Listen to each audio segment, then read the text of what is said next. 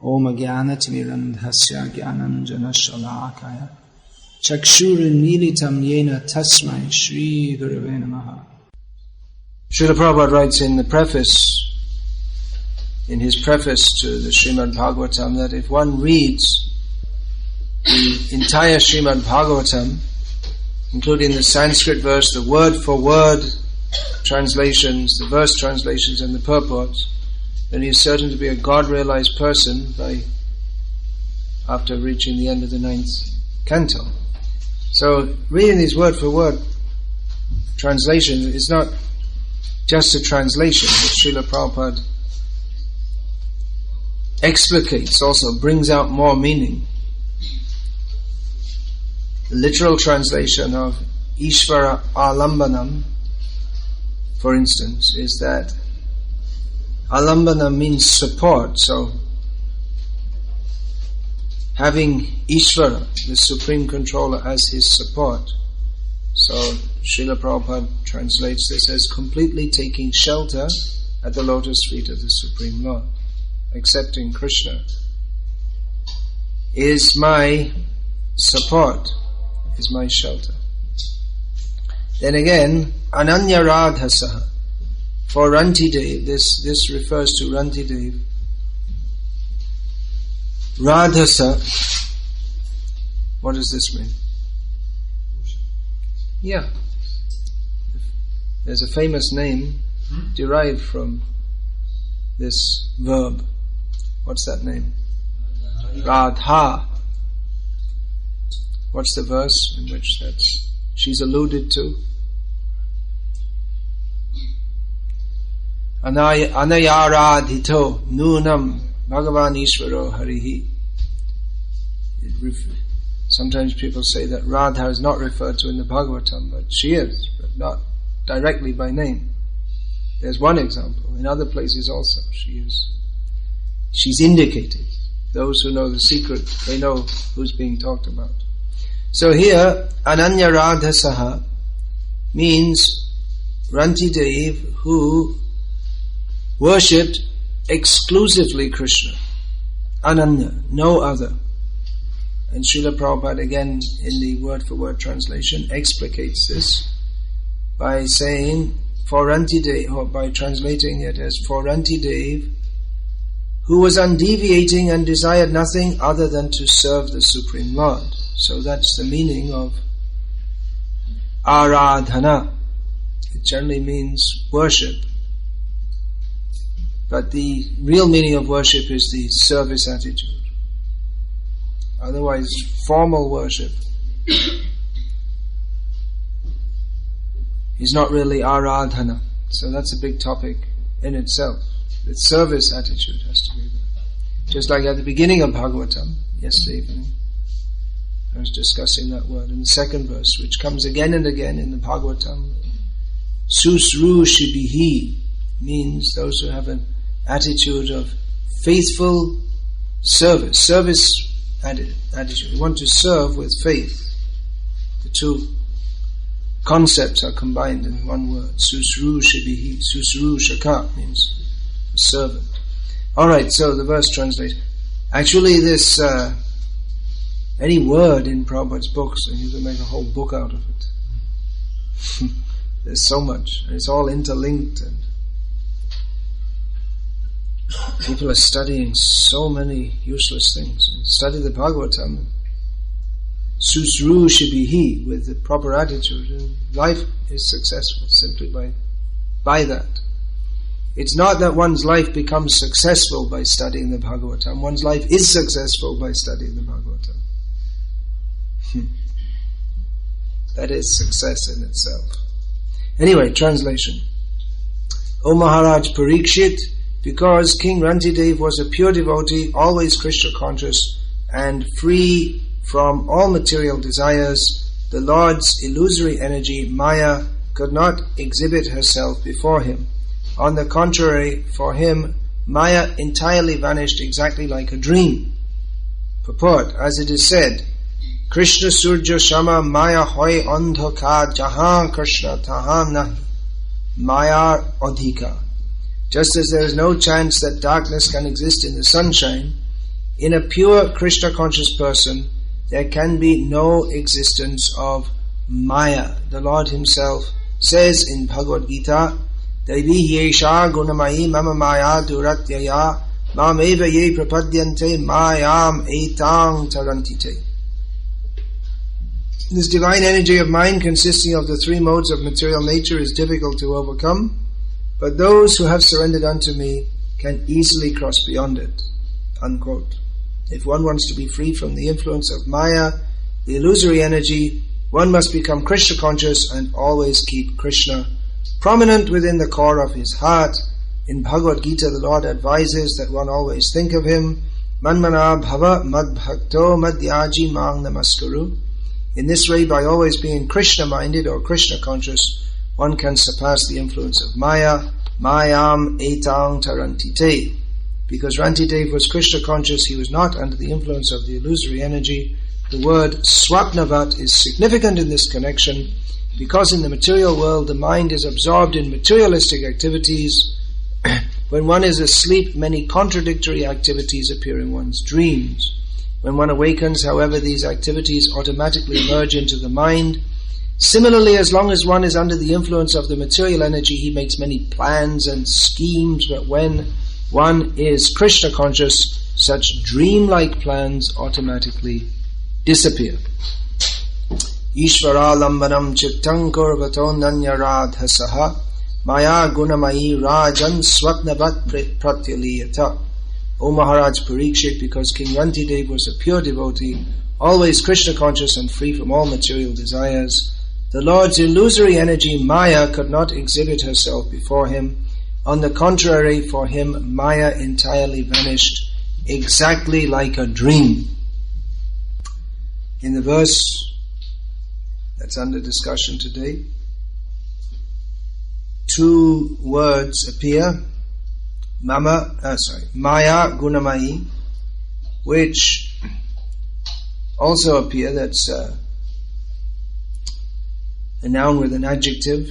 Gunamayi modifies, or not modifies, but explains what is the nature of Maya.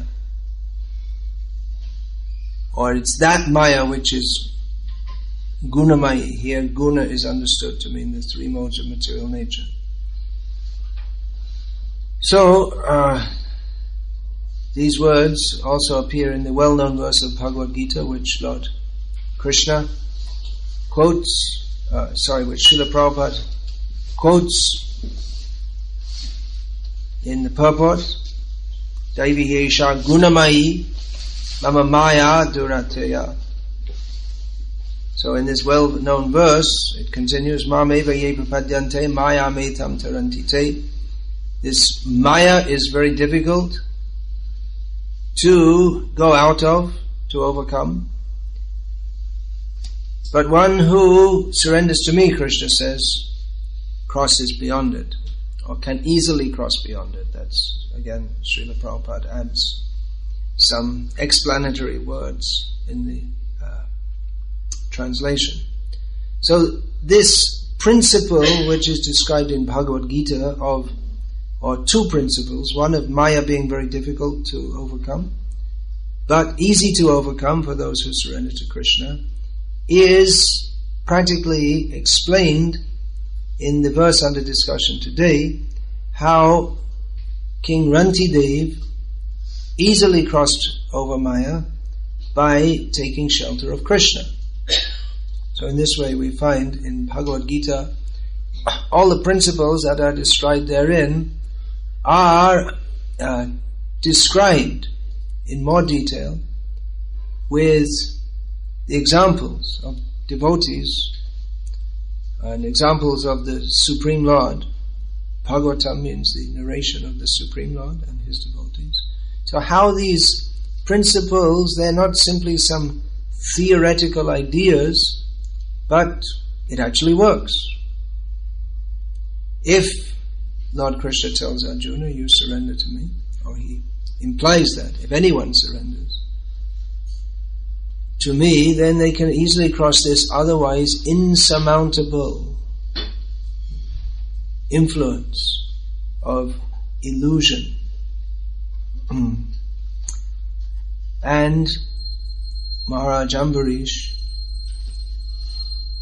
was able to do that. He did that. In many ways, he might seem an unlikely candidate for being Krishna conscious. We have in the Bhagavatam the histories of many kings who were Krishna conscious, but kings, in general, you wouldn't expect them to be Krishna conscious because they're great enjoyers and controllers of the material world.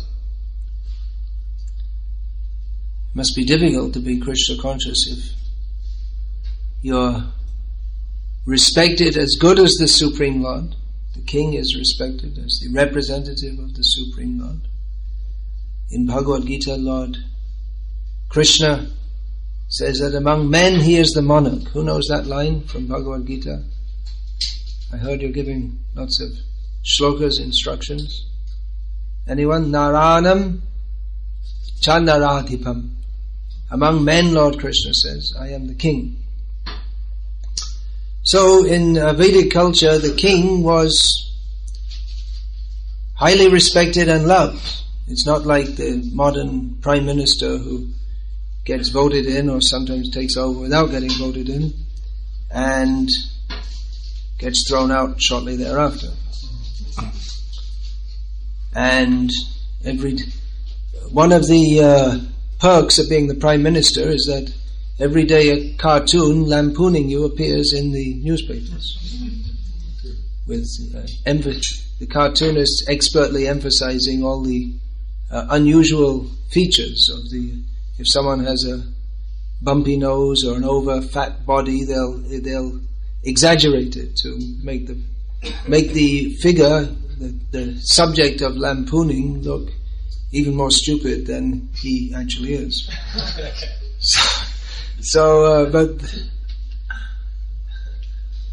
But in Vedic culture that was absolutely unthinkable. The kings were respected and respectable. In our generation, all you young fellows down there, now I'm talking like an old man, we often used to hear the older generation lamenting that, these youngsters nowadays, they don't respect their parents. They don't respect their teachers.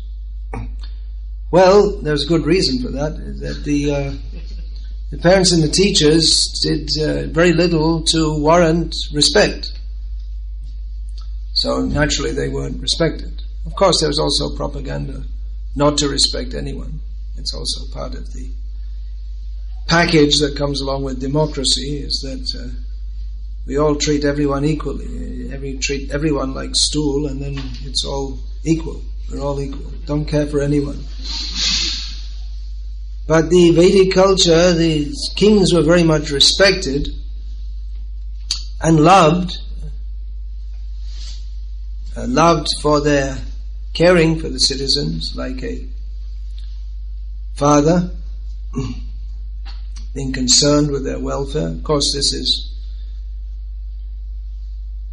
students of Indian history, especially those who are coming from the Indology faculties of Western or Westernized universities, will say that this is a highly an idealized description. It's idealized to the point of being almost fiction, because many of the kings were not at all like that. Some of them were very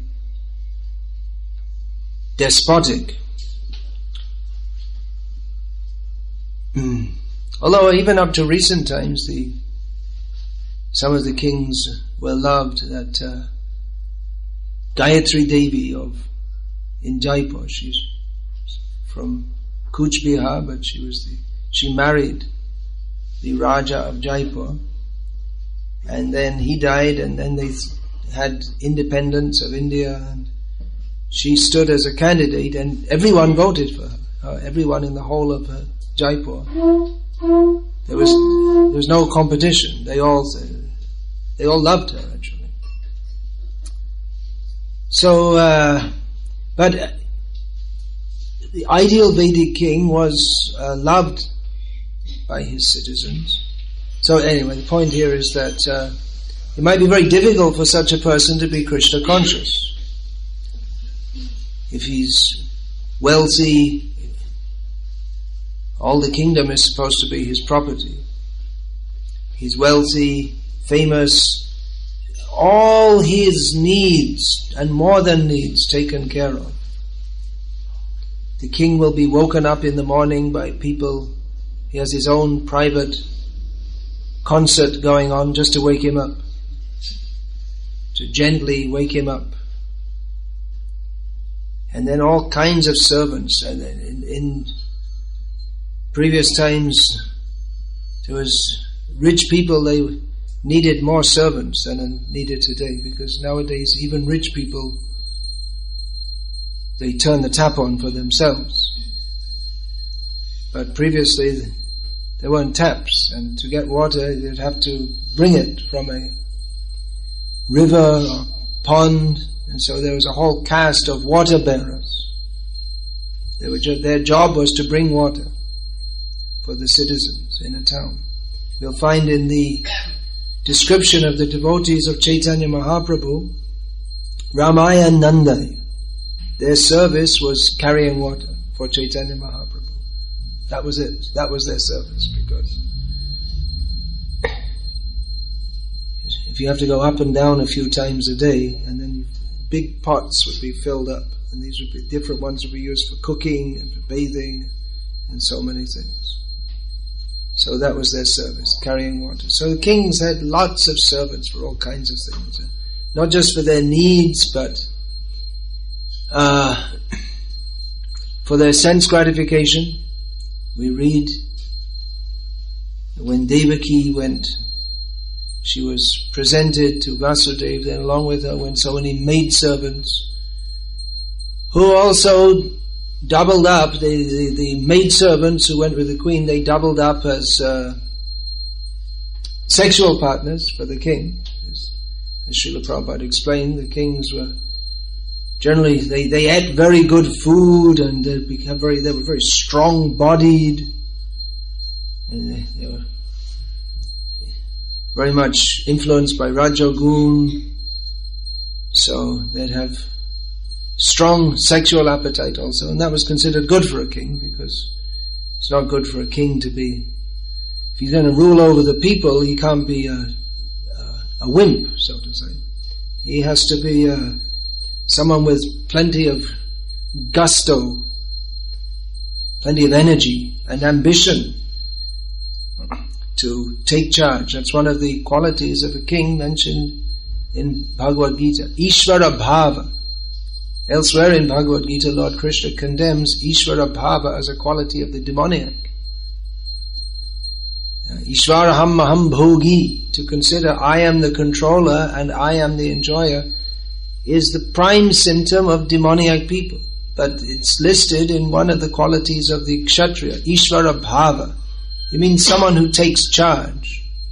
And we'll find that everywhere, or in most places, in human society, there's always someone who he naturally takes charge.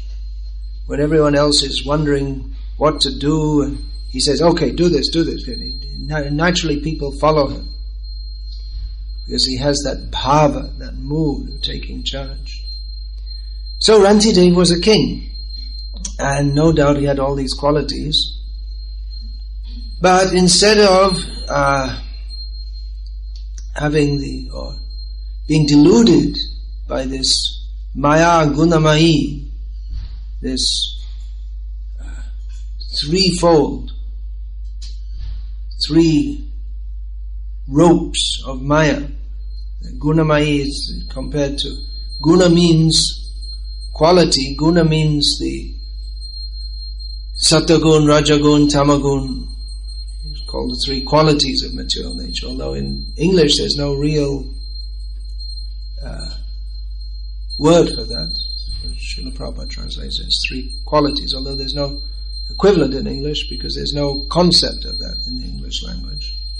So in other words, another meaning for the word guna is rope. So three ropes, three strings, when they become intertwined, You make a very strong rope. So very difficult to get out of if one is tied up by that. But Rantideva was not tied up by Maya. Even though a king is expected to be in Rajaguna, or influenced by that, not wholly influenced by that.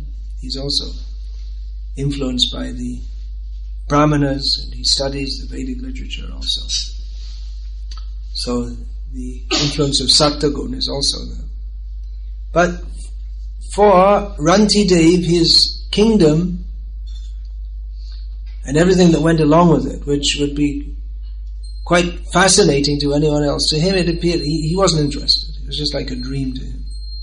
Even nowadays people go to visit museums, don't we know, in London. It's one of the tourist attractions. People go to look at the opulence, all the various, the clothes and the jewelry and the art that the kings had. The clothes they wore were so opulent, and the jewelry they wore was so opulent, and the food they ate, and even they'd eat on gold plates, and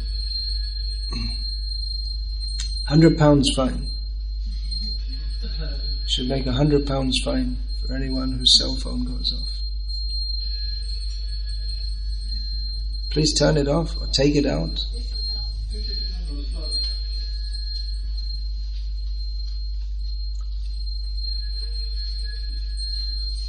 Sorry. So the kings, they were so opulent, and people who even see that nowadays, they're saying, oh, look at that. Oh, look at that. Look at that sword. You find the swords, they weren't just functionally built, but they were inlaid with jewels and very aesthetically made. When the guns and pistols became they came to India, then they also made them very aesthetically. You can see at Jaipur Museum, there are so many things like that. So people, even nowadays, they pay to go and see all these things. They look so attractive. Things aren't made like that nowadays. Nowadays, everything's simply functional. There's some plastic mold, and they make a chair, and the chair comes out, and there's no finesse. There's no idea that we should try to make it pleasing in any way. It's just functional, that's all. So they lived amidst opulence that would attract the mind and bewilder anyone else. Actually, the kings, they were trained from a young age in Gurukul, so they had good character. Otherwise, it can be very bewildering. Power, as we know, bewilders. But Rantideva was not only not bewildered, but he had no interest in this. It was just like like a dream. It didn't appear real to him, because he was connected with the actual reality, who is Krishna. That's the point. The point is that Rantideva was completely absorbed in Krishna. Ishvara lambanam chittam. His consciousness was completely absorbed in Krishna. The Kulashekar Alva, who composed the Mukunda Mala, which was this very famous text even today among Sri Vaishnavas, especially in South India, and Srila Prabhupada was also very fond of that. He used to sing shlokas like that. So it's described about him that he was so Krishna conscious that his ministers, they thought it was a problem because he wasn't administering the state properly. He was just absorbed in Krishna consciousness.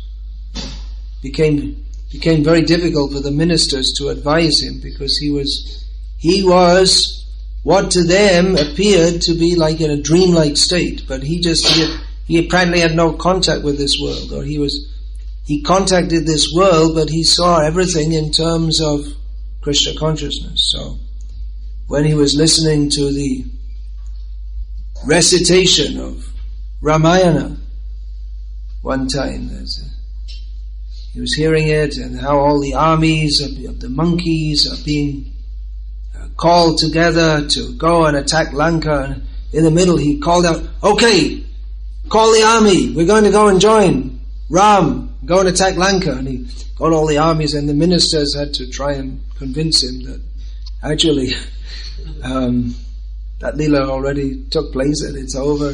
They were trying to, he was living it. So for him, there was the Ram Leela and the present day, he couldn't distinguish them due to his absorption in pure love of Krishna. So Rantideva, he was an example of that. And this is practically proved by how when he was tested by, was it Indra and Agni, was it? Who was the other who tested him? Indra, the two demigods. Sorry. Yeah, alright.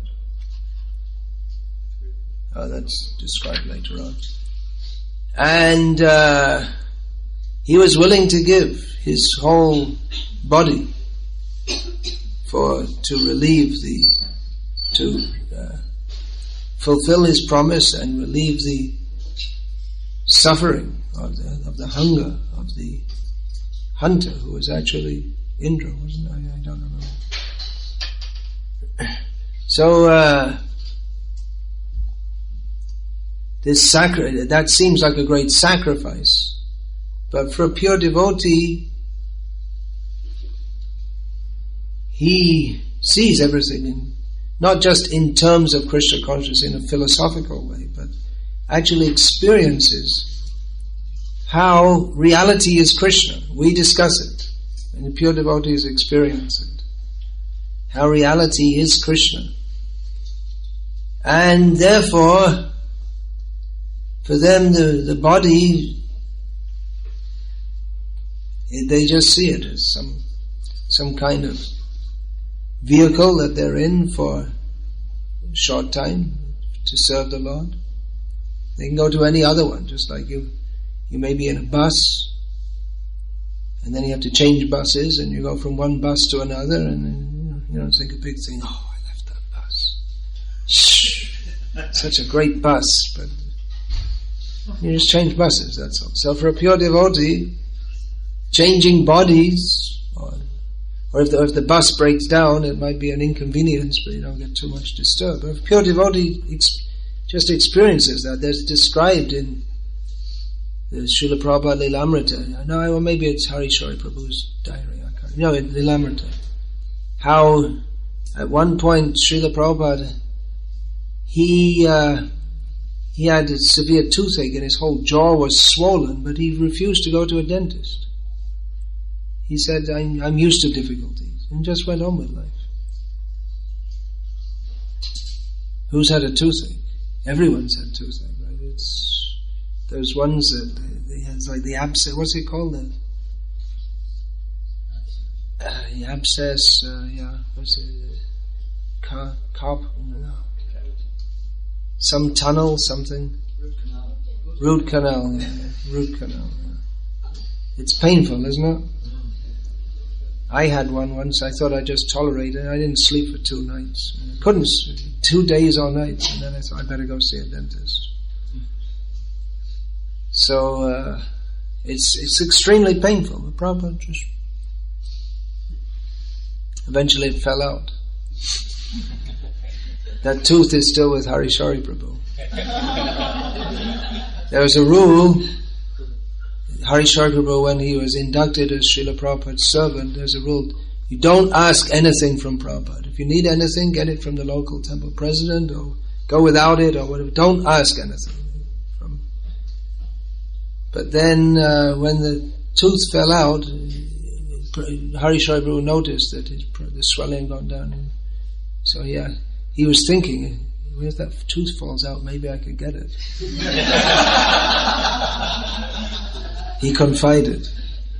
So then he asked, when it fell out, he thought that, he asked Prabhupada, Srila Prabhupada, your tooth fell out. And Prabhupada pulled open his drawer and showed it. He said, yes. He put it in his drawer. And then Harish Rai Guru quickly calculated, it's going to go in the drawer and probably someone's going to throw it out. No one knows. I'm not supposed to ask anything from Prabhupada, but he thought, I'll do it this one time.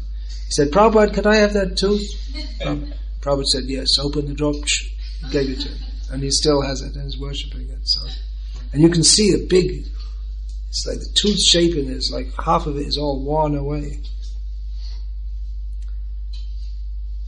So where are we going? Deho smriti nahi ja, sangsara bandhan kahata. This Narottam Das Thakur says, for one who's not conscious of his body, then where's the question of being bound in material life? There's no question. If one is so much absorbed in Krishna consciousness that he doesn't even notice his body, then where is the question of being bound in this material world? Because being bound in this material world means bodily consciousness. So Rantideva was not in bodily consciousness. We talk about this. We discuss it regularly. There's a need to discuss it regularly. But it's a lot easier to talk about it than to actually be free from bodily consciousness. Anyone like to contest that? Even we talk about it for years. But it's not easy to get free from that bodily consciousness. Maya re koriya joy charan na jai, Narottam Das says too. We're attempting to conquer over Maya, but doesn't happen. We don't let go, or she doesn't let go. So that's possible by the mercy of devotees. Otherwise it's not possible. These elevated states of Krishna consciousness that we read about, hear about, it's possible. Possible. We have to have that hope, that faith. It's the only thing worth endeavoring for. There's nothing worth endeavoring for in this world. Obviously, should be obvious, although everyone in the world is pursuing the pot at the end of the rainbow. They're trying for something which doesn't exist. Happiness in this material world. The whole history of the world is the futile and in every case failed attempt of persons to enjoy sense gratification. No one was successful yet in enjoying this material world. Big shots, little shots, no one was successful. So the only thing worth endeavoring for is tasaiva heto prayate tako vido nalabhyate yat brahmatamu priyadha. One should endeavor for that which is not, a person who's intelligent should endeavor for that which is not available anywhere in this world, and that's Krishna consciousness, which is beyond this world. So we have to maintain that hope. Have that faith that if we continue with this process,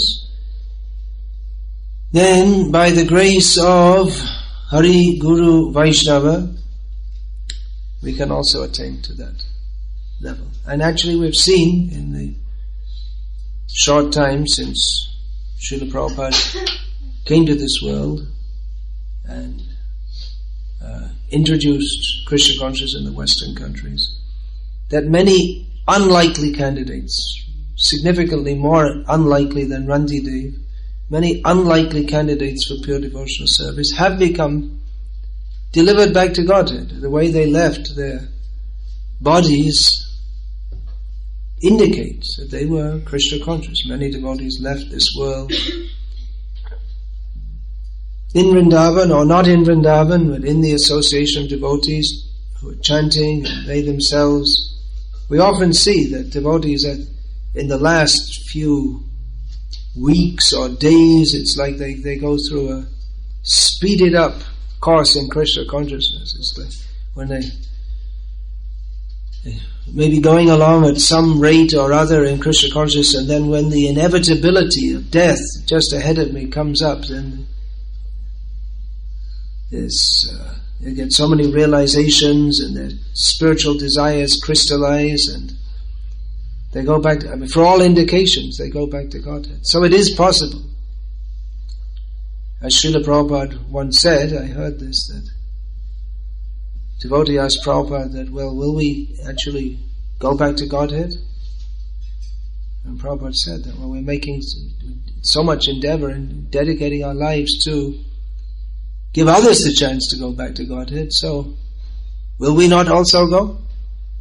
We're dispatching so many people, and then we ourselves will get left behind. So there's great hope. If we just stick on this path, that by the mercy of Srila Prabhupada and all the devotees, we can attain this state which at present seems beyond us, but by Krishna's grace He can make the impossible possible. Mameva ye prapadyante mayam etam tarantite. One who surrenders to me can easily cross beyond Maya. So, Hare Krishna. Are there any questions about this? Please ask now. If anyone wants to make any comment? Yes. Thank you for a nice class, Maharaj. You mentioned that Maya's, or we've got hold of Maya, or Maya has hold of us. Yeah. Which one is it? Which one is it? Well, there's that well-known story. At least it's well-known to me because I tell it so many times. It's such an apt story from the Mahabharata of the king in his court. In those days, the entertainment was not the Olympic Games, but they'd have pundits, they're ministers. I mean, the ministers means they're Brahmins, so they weren't just worldly, they weren't just advising in worldly matters, but they were trained in philosophical understanding, and so they would have, the kings would have ministers, and they'd be surrounded by brahmanas, which would help to ameliorate their tendency to just like dominate and bully others, surrounded by very purified people. So they would have discussions, philosophical discussions. So one king, he asked all his ministers one time that, why is it that we don't give up Maya? That was the question. And then all the different Brahmins gave their opinion. And there was one old Brahmin who was considered the most wise, and he hadn't said anything yet, and they all looked at him. Oh, what do you say? What's your opinion? Maybe he was expected to speak last to give the final word, so to speak. So he was sitting there, and all of a sudden he got up and grabbed a pillar, just like that pillar, held onto it very tightly. Said, "Let me go! Let me go! Let me go! Let me go! Please, let me go!" And I thought, oh, what happened? He went senile? What happened to him?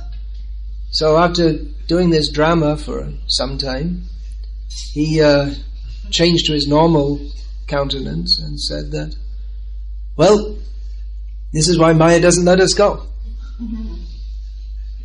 We're holding on and saying, let me go.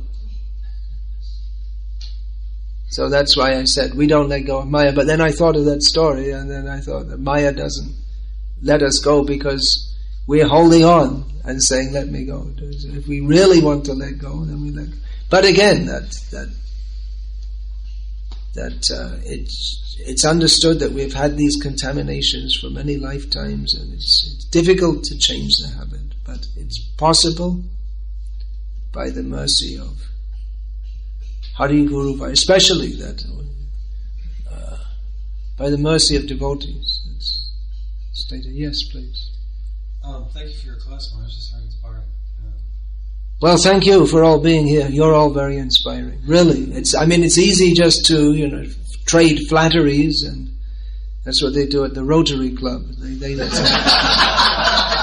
It's set up. So I know. I've been in India. We often go to it's set up. It's Rotary, and they go around, and the first person praises the next one, and he praises the next one, and they come round. I guess that's why it's called a Rotary Club. And they all praise each other. And then they open a bus shelter or something trivial, and then they make a big thing out of it. He sacrificed so much money after exploiting the people and making lots of money. Between 30 of them, they build a bus shelter, and great work of the Rotary Club. So this mutual flattery, it's not meant. It's actually, yes, you're very inspiring to be here and making so many sacrifices to live in this actually horrible place which Srila Prabhupada certified as hell, and preach Krishna consciousness. So thank you very much. All glories to Radha Landanishwara.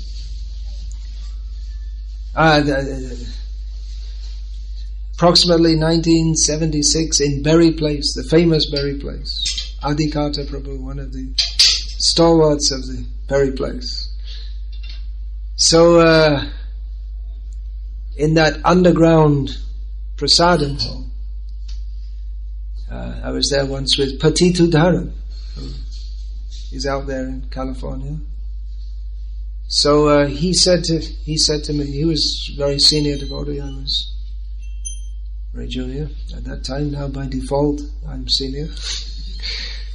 So he said, "Why is this temple so wonderful?" He said, "It's all because of the temple president." And the temple president was Vichichavira Prabhu, who's no doubt a very wonderful devotee.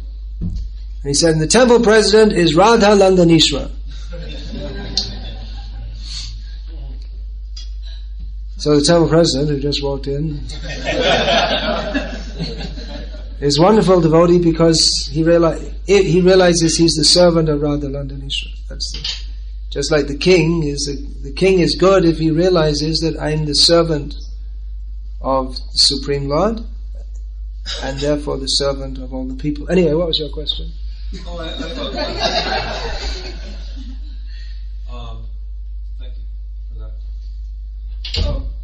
Say it quickly, otherwise I might start off again. Yeah.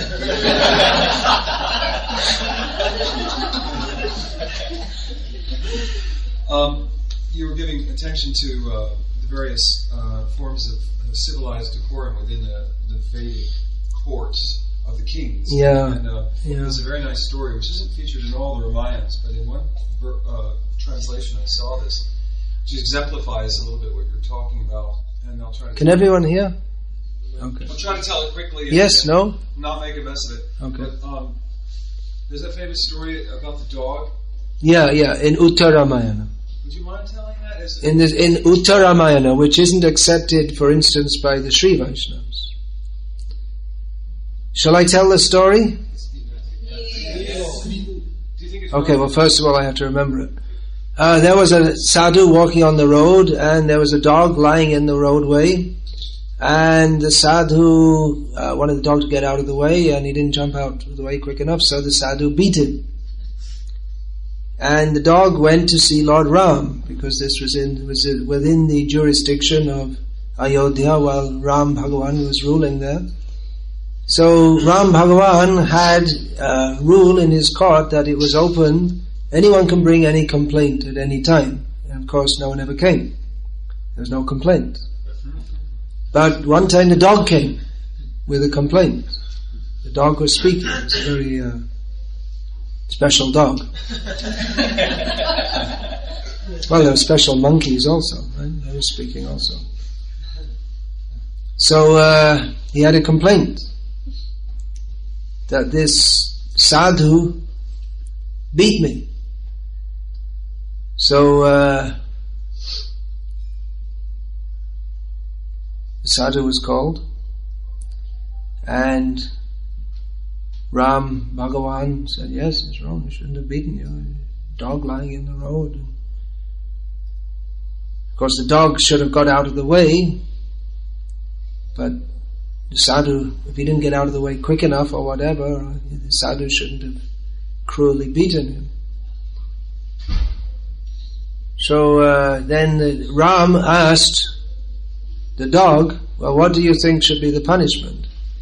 And the dog said, well, put him in charge of this big famous mutt or monastery with so many monks and or I guess there'd be brahmacharis or sannyasis, lots of opulence and wealth.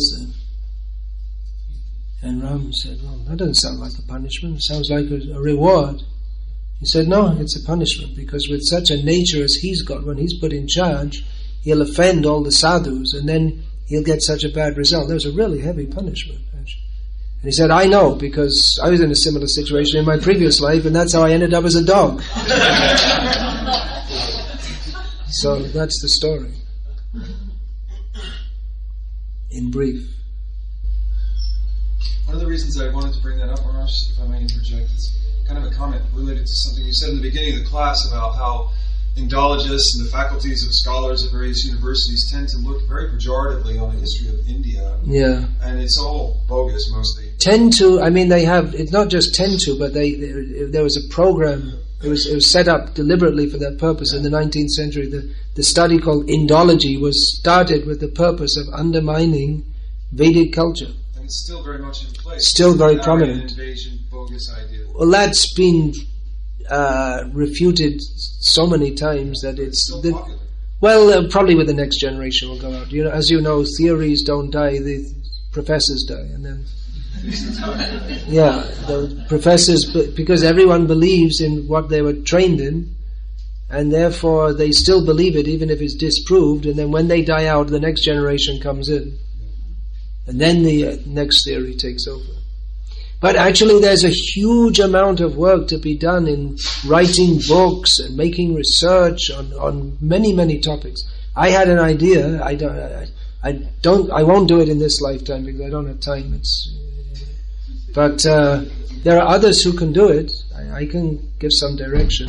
We need to write a religious history of India, beginning from Mahavishnu, breathing out, and just write it according to the scriptural way, and then we can talk about the different yugas, and then the varnashram system, and then in the modern age, the Kali Yuga, how the different Buddhism, Jainism, Sikhism, influence of Islam, right up to the modern age with all your bogus gurus and everything, and how the influence of certain persons from Bengal.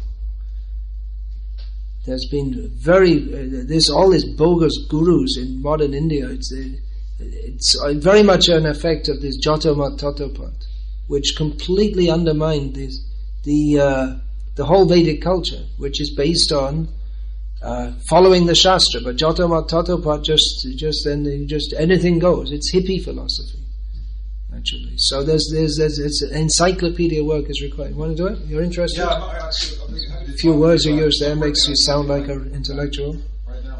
But it's very interesting. What's that? It's interesting that you should mention it, because it's something I'm working on right now.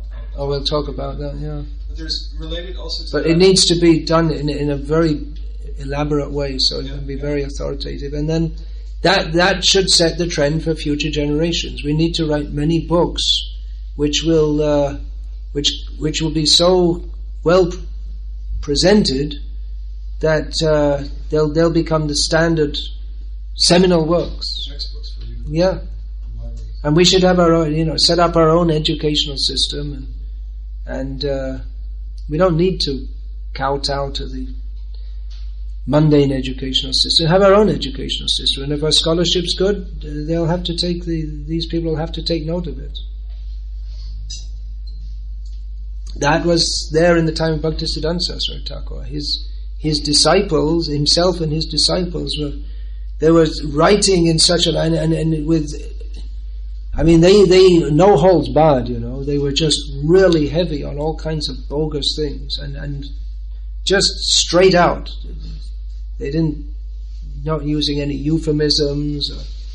They mentioned names but their presentation was so scholarly, and not just like using big words, but presenting facts and analysis, that it was respected. And scholars scholarly people, even scholarly people who were blasted in the pages of their Gauriya magazine. One of them wrote in and said, well, actually, your presentation was I appreciate your presentation. It was so well presented that he appreciated it. So it's not just a matter of using pejoratives, but actually pointing out where there was one Gauranga Nagari, the editor of Gaura Nagari magazine, came to see Bhaktisiddhanta Saraswati Thakur. And then he wrote in his magazine in the next edition that even though we have differences of opinion, still Bhaktisiddhanta Saraswati has done great work for Gauriya Vaishnavism, and it was my great fortune to have his darshan, even though Bhaktisiddhanta Saraswati cut him up. But then in response to that, instead of in the Gauriya magazine writing that, yes, well, very nice, Haridas Goswami is very good, they brought out a 5-part series of articles showing everything wrong with the Gaura Nagari Bhad. That was their response. They were unrelenting. They wanted to establish the truth. But they did so in a manner that everyone had to respect. Because it wasn't simply calling names or dogmatic, but it was fully researched. So this kind of scholarship is required. It's fully committed and fully scholarly and on our own terms. That's the important thing. If we go to the mundane universities, we can't speak on our own terms. We're immediately compromised. Yes? It's so inspiring to hear you speak like that, Raj, because yes. Don't we know? Because, yeah. There's a really refreshing body of research coming out by young scholars in Indology showing that before the time of Alexander, which is the kind of pivotal point where the Western world starts congratulating itself that democracy started emerging, and with the advent of more atheistic cultures and that shying away from theocracies, we started to develop this idea that we are, that people democracy is intrinsically better. So if there's anyone who doesn't agree with that, we'll bomb them into becoming democratic. Exactly. Pax Americana. But they're showing that there were republics all across northern, central, and southern India where they would send representatives of the villages to speak in the courts, which is bigger. It's closer to what we have as we call democracy today. It's all republicanism. But they had a much better system in India long before Alexander, and it's blowing the sort of bogus lids off a lot of people's notions about early Indian democracy. Good. Who's doing that? That tantric guy. What's his name? Frawley. He's done some things on that. He's one of a group of young researchers. Yeah. He's young. Well, no, he's not so young nowadays. He's got a young attitude towards. Yeah, he's doing a lot of work, although he's a Shakta tantric.